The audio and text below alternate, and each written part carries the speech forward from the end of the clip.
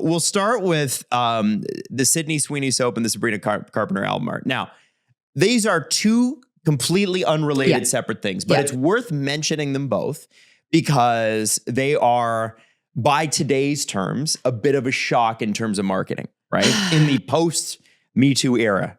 And just so anybody that doesn't know, the Sydney Sweeney or Sydney's Bathwater Bliss, 5,000 bars of soap made available for purchase, $8 a piece. The soap made from pink bark extract, exfoliating sand, and droplets of Sydney Sweeney's bathwater went on sale, and they sold out within seconds. And the resale market for these soap bars afterwards on eBay were anywhere from $100 to $1,000 for just a bar of soap. And you know, it's a really gross joke, but it's I would drink your bathwater, right? And that's so Sydney's like, all right, I'm going to take advantage of that. And you want to drink it? You pay me. You're going to pay for it. Yeah. Then you get, and we can flash this picture, Sabrina Carpenter's album cover. Okay? Oh yeah. Yeah. You know, it comes after the release of Man Child, which is a song about like literally dating a man child, of which, you know, I think I've been accused of many times, and, you know, it happens, right? But what both of these incidences have, because in Sabrina's picture, she's on her all fours, he's grabbing her hair, and it sort of looks like that submissive sort of position, which we all know, right? We all know and love. And except Jax, who does not love that position. not so into that position. No, sorry, I'm a little bit lost here. It's hot. Yeah, I don't like to be on my knees for a man often. Surprise, as my general disposition would indicate. Yes. I'm not often on my knees for a man, and I don't want to be. But I'm glad that I'm sorry, it's hot, man. So, this album cover is hot. So there are people that are looking at this. There's two ways essentially to look at this. And I wanted to get you guys' opinions on this because obviously I have mine. But I'm curious about so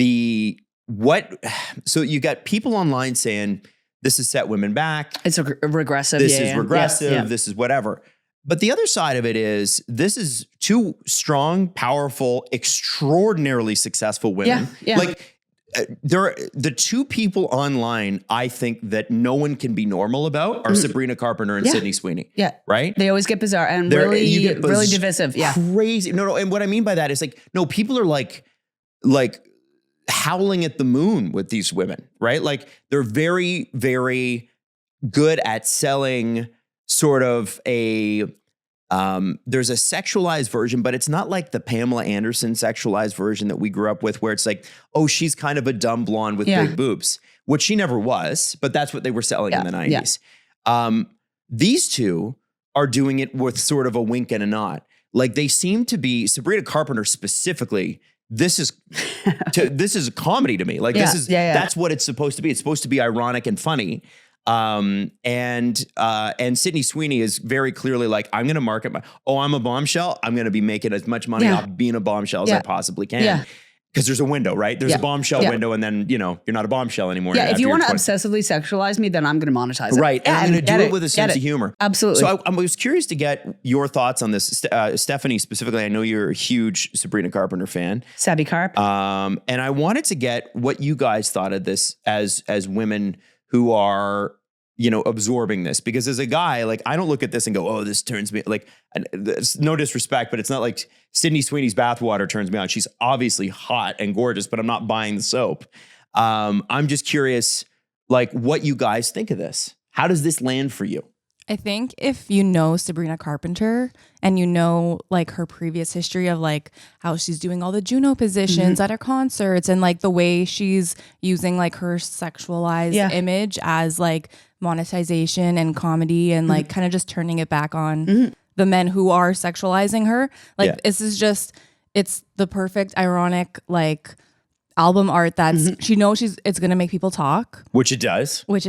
And she's also just like, you know, kind of calling it what it is, but like turning it in a way where she's like, I'm doing it for myself, like this way. And like, you can all say whatever you want. I don't know if that makes any sense. No, 100%. You know, it's interesting. She said, I'm not the one who's obsessed with sex. Yeah. She said, you guys are the ones who are obsessed with sex, because the only videos from my concerts that go viral are when I jokingly hint at the Eiffel Tower position or the Juno, you know, whatever, the wobbly H, whatever you want to call it.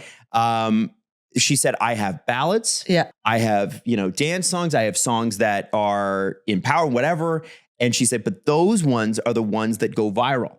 So what she's doing, or at least in her mind, is if that's what you guys are into, I'm going to give you more of that. What do you think, Jax? I think it's powerful. And I think it's like a reclamation move. Like it's like she's in, obviously, I mean, if you're looking at this sort of unbiasedly, like it's a submissive position, like on her. And I think she is anything but submissive. And I think like reclaiming the submissive quote unquote positions as powerful, like especially in like, sub-dom culture, like this is hot, this is powerful. And like at the end of the day, she's seeing how people, sort of view her online. It's kind of like you said, a wink and a nod to it.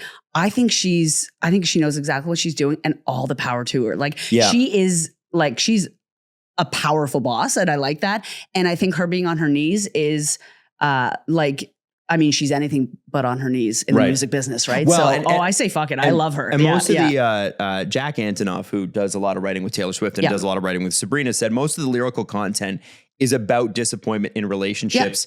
And all the different shapes that it takes. He said, I think it's a celebration of those who let you down. Yes. Yeah. And ultimately, as you get older, those who let you down are the greatest lessons, right? Absolutely. And the greatest gifts too. 100%. That's where you can draw a lot of inspiration. I mean, God, Taylor Swift's made a whole career of it, right? That's how you do it.